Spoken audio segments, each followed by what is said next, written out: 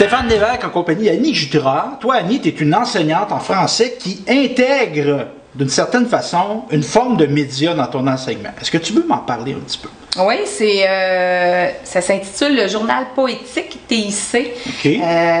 Étant donné que je trouve important d'initier mes élèves à la poésie et que malheureusement, je trouve que les jeunes écrivent beaucoup, mais c'est pas lu. Puis ça m'est venu vraiment l'idée à un moment donné, je demandais des productions poétiques. Les élèves, je les voyais qui se passaient les papiers. Okay. Alors je me suis dit, pourquoi pas créer une plateforme où les élèves pourraient échanger leur création.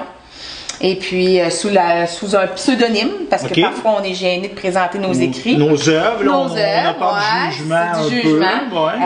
Donc, sous la forme d'un blog, ben, ça m'a permis d'inciter les élèves à critiquer apprécier les œuvres des autres, mais toujours dans un but constructif. But pédagogique, évidemment. Puis là-dedans, toi, tu as eu du support de ta commission scolaire. Tu es arrivé avec cette idée-là, la conseillère pédagogique. Karine Saint-Georges, qui m'a soutenue. Commission scolaire des chaînes, en passant ici, qu'on est à Drummondville. Donc, tu as eu du support de ta commission. Et ça, c'est alimenté. C'est-tu toi, personnellement, qui l'alimente ou c'est les jeunes qui mettent directement leur... Alors, c'est ça. Là, c'est de les informer sur...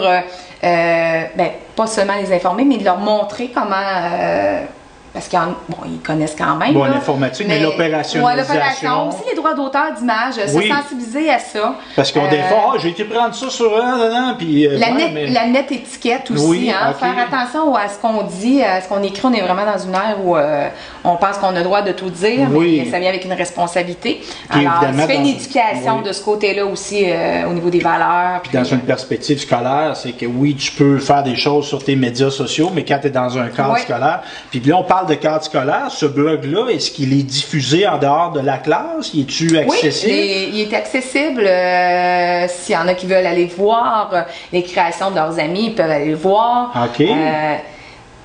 Le seul regret que j'ai, c'est qu'il y a un côté éphémère parce qu'à chaque nouvelle année, malheureusement, ben, t'archives pas. Oui, j'archive pas nécessairement. Je dirais que c'est mon seul regret. Mais sinon, pendant l'année, parents, amis peuvent aller voir et même glisser des commentaires sur les créations. Ben, c'est intéressant, Annie. Donc, on voit l'aspect dans le cours de français au niveau de la poésie, de se servir d'un média qui est un blog, un journal électronique, et de s'en servir, puis les jeunes interagissent, soumettent des textes, tout ça. Mais je trouve ça assez intéressant. Puis, félicitations, Annie. Merci de ton temps précieux. Merci. Merci beaucoup. Salut. Et voilà. Quand tu l'as.